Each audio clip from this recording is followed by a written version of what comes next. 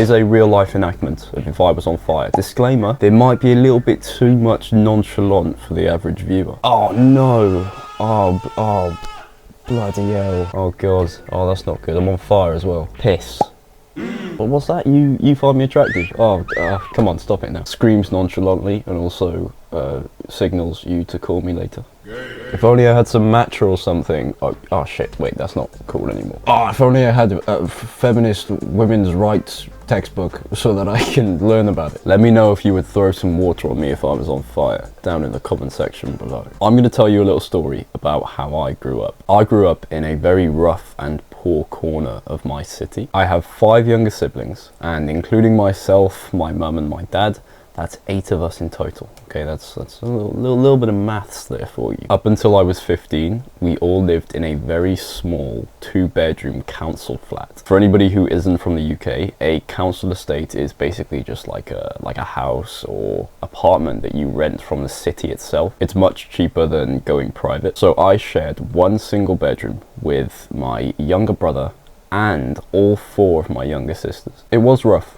I remember the hallways of the flat, like the passageways as you sort of leave your specific apartment, as well as the outside of the flat, and basically the entire surrounding area just stunk of weed constantly. I hated the way I lived. I constantly wanted to have friends over, but I was just far too embarrassed for where and how I lived. I just felt dirty and weird. This was my kind of fire. I always told myself, as well as my family, that one day I will be rich and famous. How that was actually going to happen would change all the time. For the most part, it was becoming a professional footballer. That was like my dream. But then later on in life, it started to change. I wanted to be a gaming YouTuber. I wanted to be a boxer in high school. I wanted to be a rapper in high school. Eventually, I wanted to be an actor. It's still changing and developing now, especially the wanting to be famous part has kind of developed more into just wanting to build a legacy, like wanting to be known for something quite purposeful. My family situation is much better now, by the way, but I always had that fire to kind of break out of the conditions and the cards I was dealt. It's crucial for us men to have genuine fire behind our goals, genuine passion and reason. If your reasons for wanting to achieve grand feats are the very shallow desires of like money, women, maybe a little bit of aura, as I very clearly demonstrated at the beginning of the video, the reality is that you're going to be outperformed and frankly stood on by the guy who has this genuine kind of burning fire, by the man who grew up with a single mother, you know, barely scraping by financially, doing her absolute best to provide for and protect him. When it comes to making money, he's going to absolutely stand on you, because whilst you're kind of in the corner, you know, like a little goblin, licking your lips and thinking about that new fucking Fiat 500 or something that you can buy, he's thinking of his mother not being able to afford food again. That's not to say that you can't or shouldn't think of the kind of materialistic fruits of your labor. You should, because not only will that actually motivate you further, because, you know, we'd be lying if we said that those things weren't nice, but also if you do eventually achieve them, I believe you deserve to enjoy it. I'm also not saying that if you don't have some kind of like deep-rooted trauma that you can't outperform the guys who do. You absolutely can. It's just to say that the guy who does have that genuine fire to conquer his grand feats and just murder his goals will undoubtedly beat some shallow materialistic man who, you know, spends more time scrolling reels and watching lifestyle content than he does actually building his own lifestyle. I'm going to give you 3 different reasons to ignite this fire within you, starting with your people deserve the best you. You have a community of people right now, your family members, your friends, your girlfriend, even maybe your neighbors, your co-workers, people you go to church with, obviously if you do go to church. These people, your community, who are on the top of your order of charity, or at least they should be on the top of your order of charity, they deserve the best version of you and nothing less. I told you my story about my family's sort of living financial situation, as well as I also use the example of a lot of successful men being raised to like a single mother in that kind of dynamic. Everybody's story is unique, and maybe you have your own kind of close to your heart situation of specifically people who are really close to you kind of struggling. Your parents having, you know, brought you into the world, raised you, or okay, let's say whoever raised you, maybe it wasn't your parents, they deserve the best son to kind of create an empire in their surname, or more so just to create something very meaningful that they can then, you know, you rope them in, you bring them in as a part of it. Your sisters deserve the best brother to protect them in this very confusing world of corrupt porn addicts, from illegal immigrants coming from other countries where women have much less rights, which is, if you're in the UK like I am, this is an issue that we have going on right now. Your little brother deserves the best big brother to kind of push and guide him.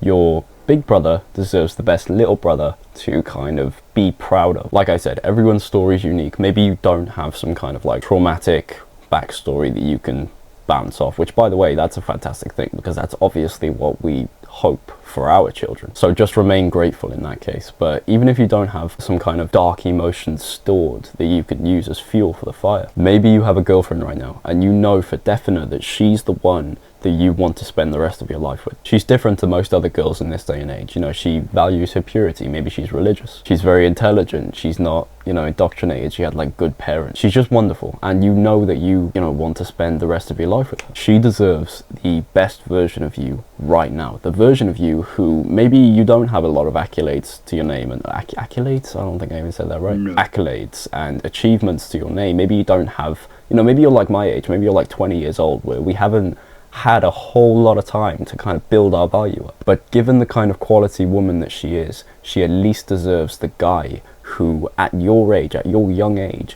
is doing everything he can every single day, performing every single day in order to transform himself into the kind of man, the kind of older man that, you know, maybe she deserves later on in life. She deserves an investment, is what I'm trying to say. If you don't have a girlfriend, you don't have no dark backstory to bounce off, I'd say just think of your future family. Think of your future wife having to work a job that she absolutely hates in order to help provide for not only your kids, but also maybe you. Imagine your kids grow up poor. Imagine your kids get traumatized because they're forced to grow up in some dangerous shit neighborhood. As a masculine man who watches this kind of content purely to better himself, you will take full responsibility for your future family's situation. You will be the captain of the ship. You will be the man of the house. You have plenty of time. Okay, maybe you're a little bit older, but let's say you're around my age. I'm 20, so let's say you're within 2 to 3 years younger or older than me. You have plenty of fucking time to ensure that over the next 4 to 5 years, you're going to be stable enough and, you know, for lack of a better word, good enough to kind of protect and provide for a family of your own, because that's kind of the end goal for a lot of us. Your wife deserves a husband who can not only protect and provide, but who's also very present, very loving, very empathetic. He knows how to love her properly, because you decided to put in the work to actually, I don't know, read books, to watch videos, to kind of learn about this kind of stuff. Your wife and your kids deserve a husband and father who they're actually really excited to talk about. You know, maybe when they're comparing whose dad's better, whose dad would win in a fight, you know, they're actually kind of excited to show you off in a way, right? That would be awesome, because obviously you want a very specific kind of wife, right? Like we don't want the kind of modern woman in this day and age. That's not to offend anybody. It's just a preference that we have based on our understanding of the world, which I think is the better understanding of the world. You likely don't deserve a woman like that right now. Just be brutally honest with yourself, because I don't either. A woman like that deserves to marry a man with accomplishments, skills, competence, presence, all of the kind of trait that take a lot of hard work to actually acquire. Think of your community and their struggles now. Think of your community and their struggles before, and sort of, you know, the possibility of going back to that. Think about your upbringing and think about your future family and what they deserve of you. The world deserves the best you. After our immediate family, our friends, our neighbors, our sort of community, next on the order of charity is basically the rest of the world. Anybody who we don't know, like strangers. This planet is riddled with political issues, economic issues, ecologic issues, whatever the heck that even means. There are problems and areas that need mending in basically every field on the planet. Cancer's a pretty obvious one. If they don't already have a cure, we won't get into it. It's a limiting belief to think that you are of very little use to the world, because it couldn't be further from the truth. We need more people working hard on issues. We need more people contributing to society. We need more people becoming specialists and experts in every single area. The world needs you to become really fucking good at something and put a lot of the very limited time that we have on this planet kind of contributing those expertise for future generations. This doesn't mean being a slave to the matrix, by the way. Every single man should work, but it should be on something that's really purposeful, individually purposeful, and sort of close to his heart. This purpose can be in any form, by the way. This can be more on the political end, this can be kind of entertainment, art form. You should have genuine desire to stand up for issues in this world, like I said, in the form of politics, science, trades, maybe even trading emeralds with villagers so that you can get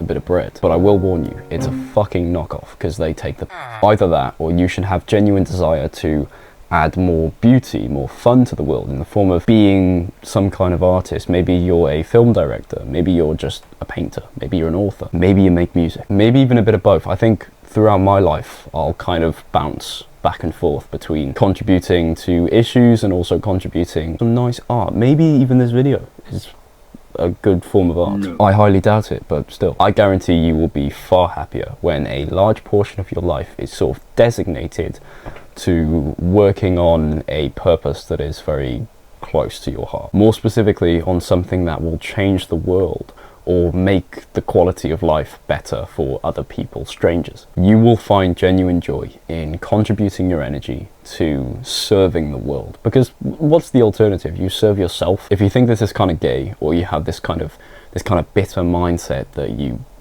believe that the rest of the world doesn't deserve anything from you, I'd recommend that you just meditate a bit. I'd recommend that you start to think of the wonderful people that you've likely met in your life. Let's be honest, not everyone you've met in your life has been an absolute fucking arsehole. There've been some nice, genuine people. There are lovely people in the world. Just think of them. I would also say start practicing gratitude. Practicing gratitude has made me like a 10 times more positive person. I am constantly forced to think of all of the good in the world, and that's very motivating when it comes to what I want to give my energy to. Stop being a fucking negative Nancy. There are starving children, people losing their kids and parents to cancer, innocent and good people suffering who would benefit greatly from a piece of art that you contributed to creating, or an issue that you contributed towards resolving. Start thinking like a leader, a charitable man of significance and change, and just affirm this idea that the world will benefit from your contribution,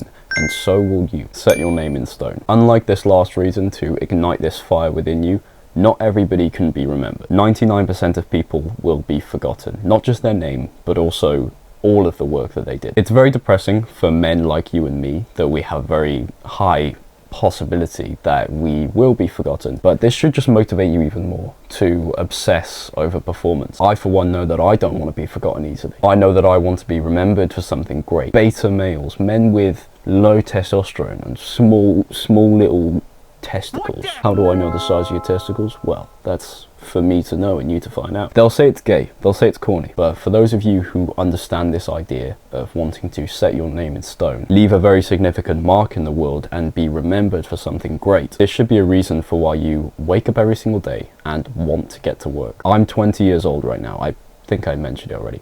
Let's say the average lifespan in the UK, I don't know if it actually is 80. That means I'm a quarter of the way through my life already. Obviously, most of that was spent like learning the basic stuff about the world. I probably wasn't gonna cure cancer at the ripe age of 5, but nonetheless, that still fills me with this kind of fire to make the rest of my life count. Use these years to create a legacy, one that my kids can be proud of and sort of carry on after me, one that my wife can feel proud to be part of, one that makes the world a better and safer place for future generations. Legacy is what motivated every sort of significant remembered man in history to pull off what they eventually pulled off. It's why Napoleon is remembered. It's why Alexander the Great is remembered. It's why actors and playwrights from literal centuries ago are still remembered and spoken about and taught in schools today. They were all motivated and driven by this fire to create and build something great. And that great thing was absolutely unique to every single one of them. If you had a choice right now, I doubt that you would choose to be forgotten. If I gave you a button right now that would ensure that you were remembered for centuries to come, for every hardship that you went through, every difficult thing that you endured, more so all of the work that you did towards a cause that was very close to your heart, you would press it in an instant, okay? And so would I. So why not use that desire, or for some of you, just preference, to continue to stoke that fire within you every single day. Keep reminding yourself that you only have a finite amount of time to set your name in stone and plant this legacy. Keep reminding yourself that men who do work hard on their legacy every single day will also likely want to marry your wife, because like we said before, remember, you want to marry a very specific kind of woman, a rare kind of woman. He's going to want her too, right? And he's doing what you're not doing. Keep reminding yourself that performance is the only action, the only variable that will guarantee a legacy. My legacy will be that I died with an immense amount of aura. I was literally on fire. I was going up in flames, and I was still talking about women's rights. What was it? Feminism. I died in style. I was on fire. Okay, you saw the flames coming off me. Just goes to show, hey, I'm a real one.